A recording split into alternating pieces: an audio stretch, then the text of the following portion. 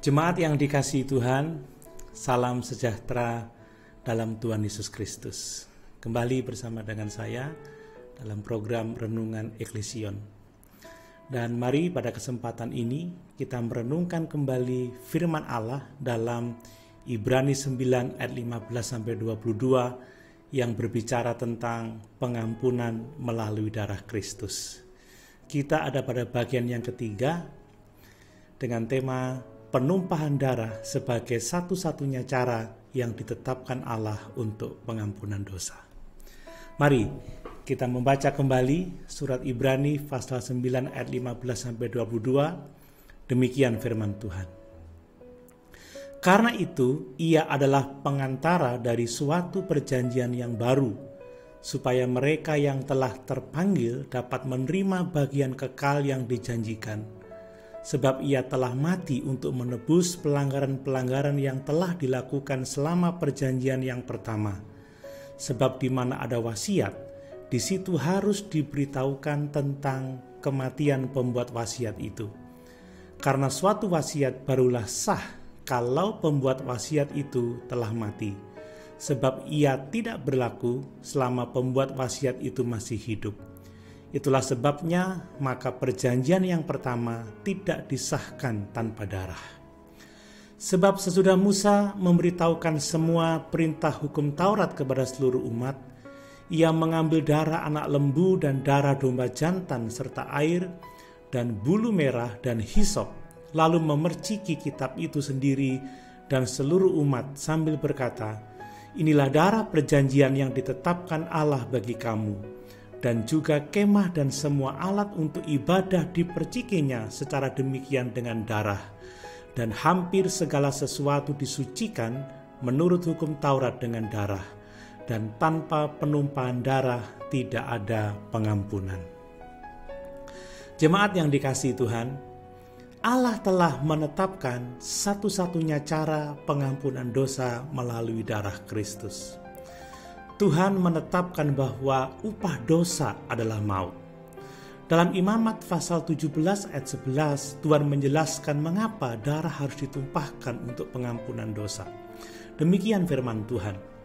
Karena nyawa makhluk ada di dalam darahnya, dan aku telah memberikan darah itu kepadamu di atas mezbah untuk mengadakan pendamaian bagi nyawamu, karena darah mengadakan pendamaian dengan perantaraan nyawa. Keadilan Tuhan menuntut pembayaran hukuman, yaitu kematian.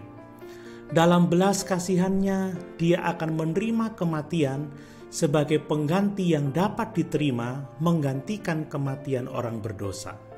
Sistem pengorbanan binatang di bawah perjanjian lama digambarkan dan diarahkan ke depan kepada Kristus, anak domba Allah yang menanggung dosa dunia. Jemaat yang dikasihi Tuhan, dosa telah menyebabkan kematian fisik dan kematian rohani.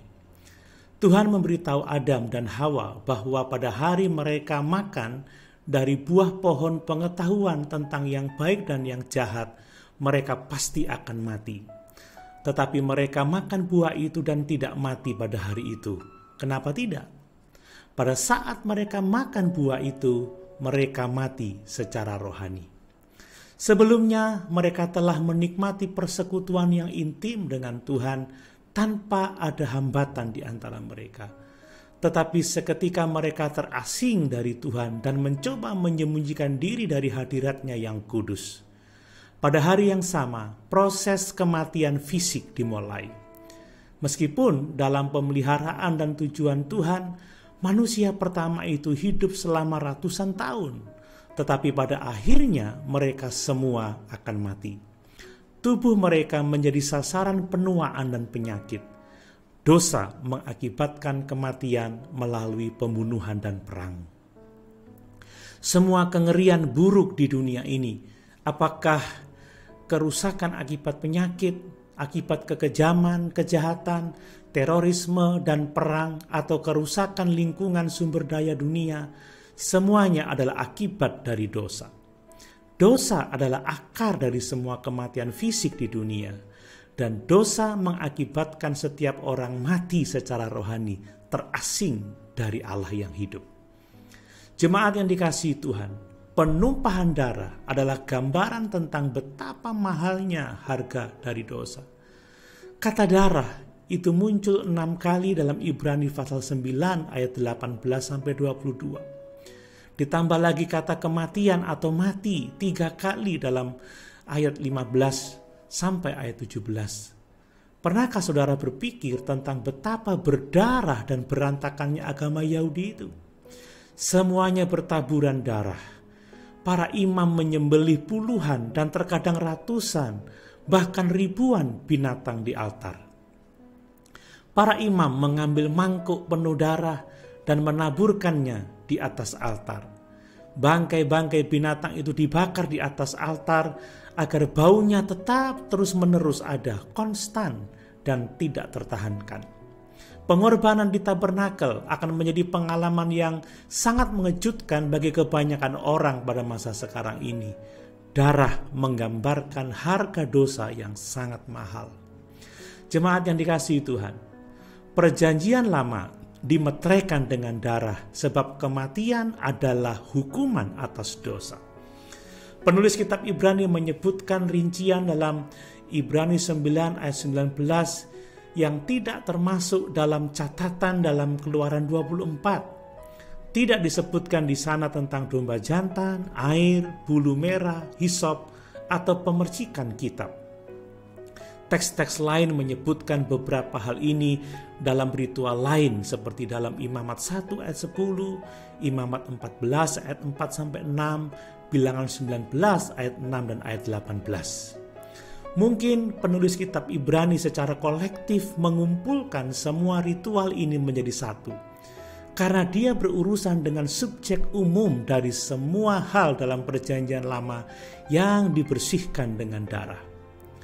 Atau mungkin penulis mengandalkan tradisi lisan yang sudah dikenal oleh semua orang Yahudi, tetapi maksudnya adalah segala sesuatu disucikan menurut hukum Taurat dengan darah.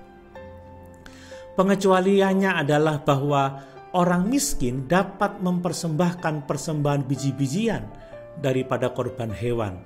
Itu dicatat dalam Imamat pasal 5 ayat 11-13. Namun pengecualian tersebut tidak meniadakan aturan bahwa tanpa penumpahan darah tidak ada pengampunan. Tuhan menegaskan bahwa kematian adalah hukuman yang ditetapkannya atas dosa-dosa kita. Dengan demikian, setiap orang membutuhkan pengampunan dosa melalui penumpahan darah. Roma pasal 3 ayat 23 sampai 26 menuliskan, karena semua orang telah berbuat dosa dan telah kehilangan kemuliaan Allah, dan oleh kasih karunia telah dibenarkan dengan cuma-cuma karena penebusan dalam Kristus Yesus. Kristus Yesus telah ditentukan Allah menjadi jalan pendamaian karena iman dalam darahnya. Hal ini dibuatnya untuk menunjukkan keadilannya, karena ia telah membiarkan dosa yang telah terjadi dahulu pada masa kesabarannya. Maksudnya ialah untuk menunjukkan keadilannya pada masa ini, supaya nyata bahwa ia benar dan juga membenarkan orang yang percaya kepada Yesus.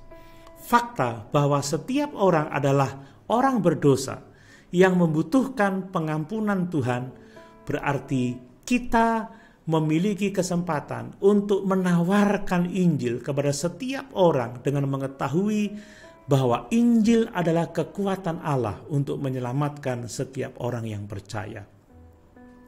Kita mungkin merasa takut atau terintimidasi karena orang-orang yang kita hadapi adalah orang-orang berpendidikan tinggi dan cerdas. Mungkin mereka adalah ahli filsafat atau pengetahuan yang mencoba membuktikan bahwa tidak ada Tuhan. Tetapi kita tidak perlu merasa takut. Ingatlah bahwa orang-orang ini adalah orang berdosa yang akan mati dan berdiri di hadapan Tuhan yang kudus. Dia membutuhkan seorang perantara untuk mendamaikan dia dengan Tuhan sebelum hari penghakiman itu. Yesus Kristus adalah satu-satunya perantara yang manusia butuhkan. Darahnya yang tercurah adalah harga penebusan bagi orang-orang berdosa yang percaya kepadanya. Haleluya. Tuhan Yesus memberkati.